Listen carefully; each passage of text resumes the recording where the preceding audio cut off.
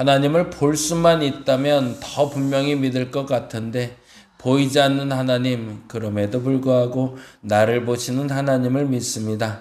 나의 모든 것을 아시고 나의 모든 것을 인도하시는 주님 앞에 오늘도 최선이게 하여 주시고 그 어떤 핑계와 어떤 상황으로 해야 할 일을 멈추는 어리석음 없게 하여 주시며, 그래서 하나님 앞에 내가 바른 믿음, 바른 신앙생활을 통해 바른 복을 얻게 하여 주시옵소서. 눈치껏 내가 원하는 것을 얻어놓고 그것을 복이라 착각하지 말게 하여 주옵시고, 하나님이 주시는 바른 복, 바른 누림이 있는 우리가 되게 하여 주시옵소서. 오늘도 감사합니다. 고마우신 예수님 이름으로 기도드립니다. 아멘, 아멘. 오늘은 사사기 2장 말씀 같이 봅니다.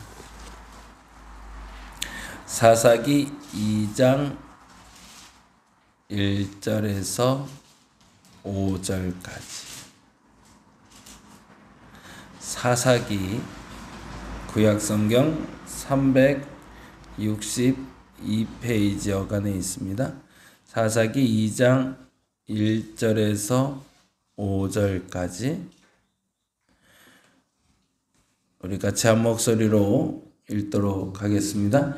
여호와의 사자가 길갈에서부터 보김으로 올라와 말하되 내가 너희를 애굽에서 올라오게 하여 내가 너희의 조상들에게 맹세한 땅으로 들어가게 하였으며 또 내가 이르기를 내가 너희와 함께한 언약을 영원히 어기지 아니하리니 너희는 이 땅의 주민과 언약을 맺지 말며 그들의 제단들을 헐라하였거늘 너희가 내 목소리를 듣지 아니하였으니 어찌하여 그리하였느냐. 그러므로 내가 또 말하기를 내가 그들을 너희 앞에서 쫓아내지 아니하리니 그들이 너희 옆구리에 가시가 될 것이며 그들의 신들이 너희에게 올무가 되리라 하였노라.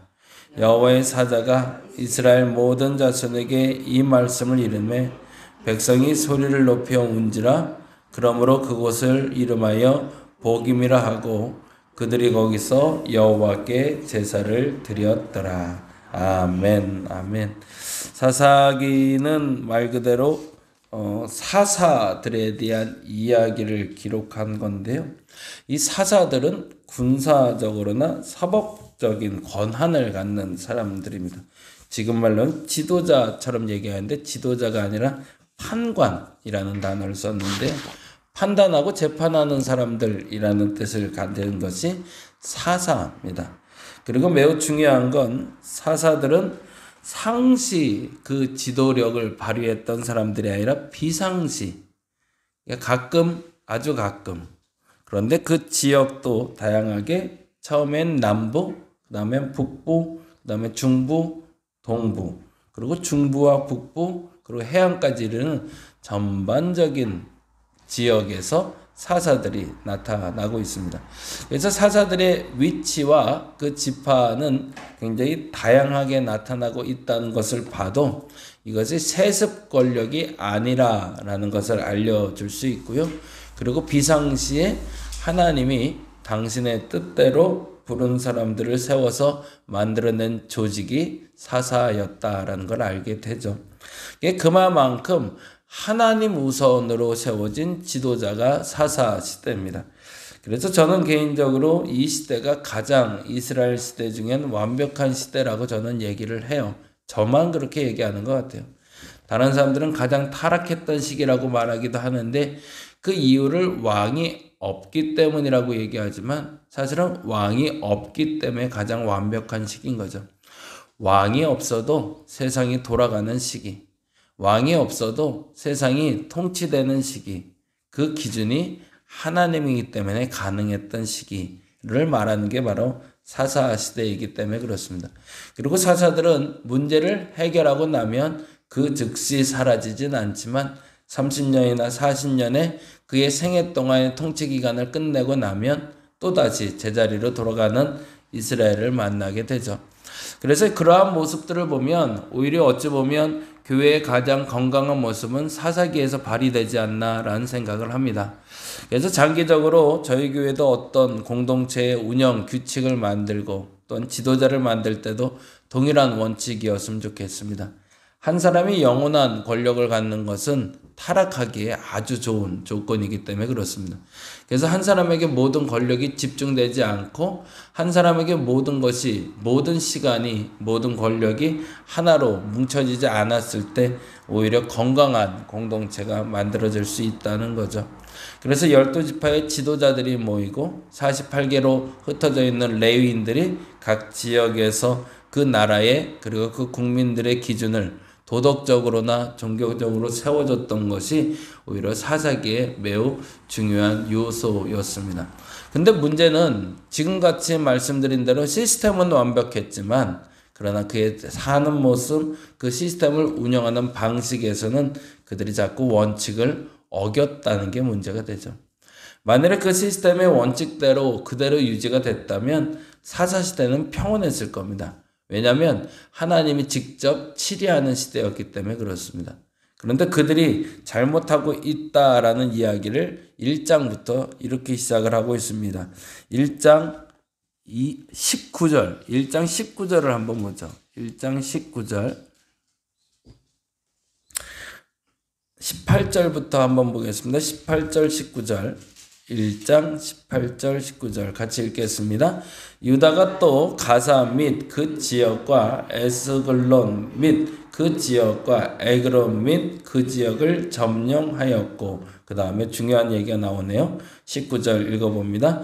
여호와께서 유다와 함께 계셨으므로 그가 산지 주민을 쫓아내었으나, 거기다 줄쳐놓죠. 쫓아내었으나. 유다가 산지 주민을 쫓아낼 수 있었던 이유, 그 능력의 근원을 다음과 같이 분명하게 이야기하고 있습니다. 여호와께서 유다와 함께 계셨기 때문이라고. 그런데 문제는 그들이 하나님과 함께 했기 때문에 산지 주민을 쫓겨낼 수 있었는데, 그런데 이렇게 했다는 얘기죠. 뭐라고 돼 있죠?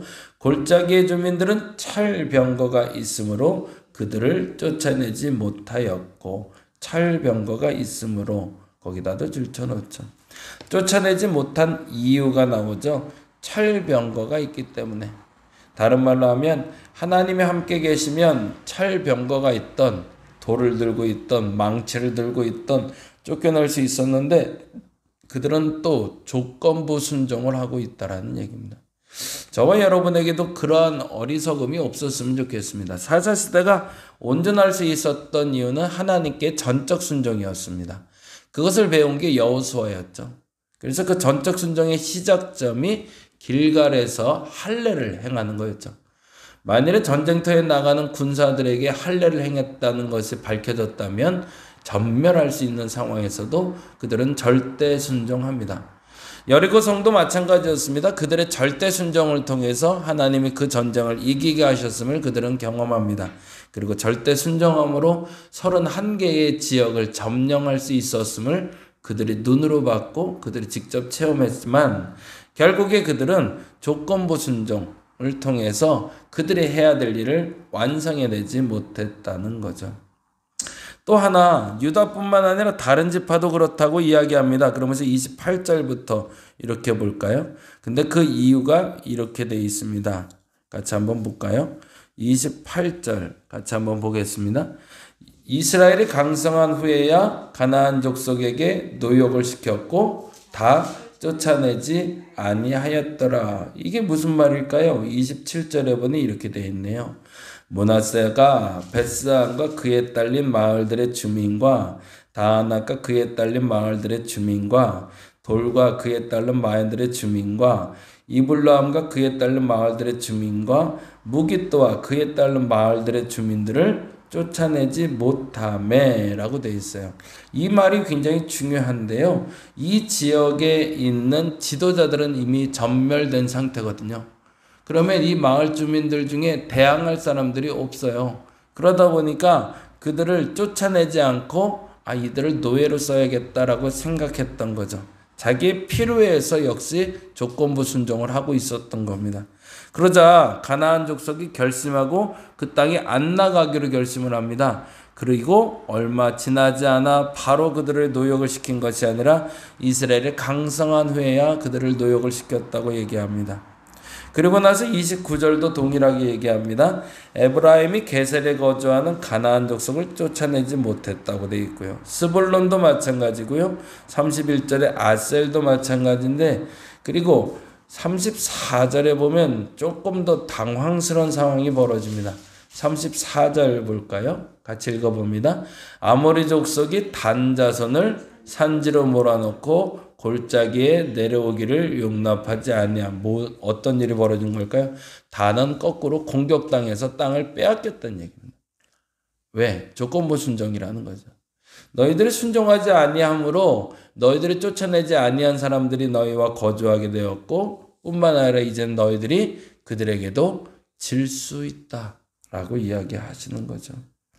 그러자 이 답답한 마음을 해결하기 위해서 다시금 나타난 게 하나님의 사자입니다. 그게 오늘 읽었던 본문인데요. 2장 1절에 보니 이렇게 얘기하고 있죠. 2장 1절 볼까요? 여호와의 사자가 길갈에서부터 복임으로 올라와 말하되 내가 너희를 애굽에서 올라오게 하여 내가 너희의 조상들에게 맹세한 땅으로 들어가게 하였으며 또 내가 이르기를 내가 너희와 함께한 언약을 영원히 어기지 아니하리니 너희는 이 땅의 주민과 언약을 맺지 말며 그들의 제단을 헐라 하였거늘. 이죠. 거기다 줄쳐넣어 하였거늘. 너희가 내 목소리를 듣지 아니하였으니 어찌 그리하였느냐? 그러므로 그렇게 하였으므로 라는 뜻인 거죠. 너희들이 조건부 순종을 함으로 하나님이 이렇게 하기로 결심했답니다. 내가 또 말하기를 내가 그들을 너희 앞에서 쫓아내지 아니하리리. 그게 중요하죠. 내가 그들을 너희 앞에서 쫓아내지 아니하리니. 거기다가 줄쳐놓죠. 결국에 그들이 전쟁을 이긴 걸로 착각했지만 그들이 전쟁을 이긴 게 아니라 하나님이 쫓아내고 하나님이 쫓아내지 아니한 거였다는 걸 다시금 강조해 주신 거죠. 근데 이제 더 이상은 내가 너희와 함께하며 그 전쟁에서 너희로 승리하지 못하게 하겠다라고 매듭을 지어버리는 게 2장의 이야기가 됩니다. 저와 여러분이 시작하는 5월이 그랬으면 좋겠습니다. 조건부 순종 아니었으면 좋겠습니다. 전적 순종이었으면 좋겠습니다. 하라는 거는 그냥 했으면 좋겠습니다. 상황 핑계 아니었으면 좋겠습니다. 철병거가 있으니까 이래서 저래서 라는 핑계가 아니라 이럼에도 불구하고 저럼에도 불구하고 나는 하나님이 하라 하시는 그 일을 행하겠습니다 라고 말하며 하나님이 주시는 복, 하나님이 누리게 하시는 그 바른 복을 누릴 수 있는 저와 여러분 되시기를 간절히 바랍니다. 기도하겠습니다. 우리는 자꾸 토를 답니다. 이래서 안 되고요. 저래서 안 되고요. 이래서 할 수 없고요. 저래서 할 수 없고요. 그러다 보면 요리조리 빠져나갈 구멍들은 많이 생기지만 결국엔 그게 잘못하는 겁니다. 하나님, 물론 상황이 어려워서 그럴 수 있고 환경이 받쳐주지 않아 그럴 수 있고 이런저런 핑계거리도 될 수 있지만 그렇다고 원칙적으로 해야 될 것들도 하지 않는 어리석음 없게 하여 주옵소서. 내가 반드시 해야 될 것에 대한 규정, 내 신앙생활에 내가 이것만큼은 반드시 지키리라 라고 말했던 그 규정은 절대 깨지 않게 하여 주시고, 그래서 하나님이 그 규칙을 지키면서 누리게 하시는 그 복을 마음껏 누리게 하여 주옵소서. 5월은 다시 한번 다잡아 봅니다. 그리고 그렇게 만들어가는 우리가 되게 하여 주시옵소서. 감사합니다. 고마우신 예수님 이름으로 기도드립니다. 다 같이 기도하고 돌아가겠습니다.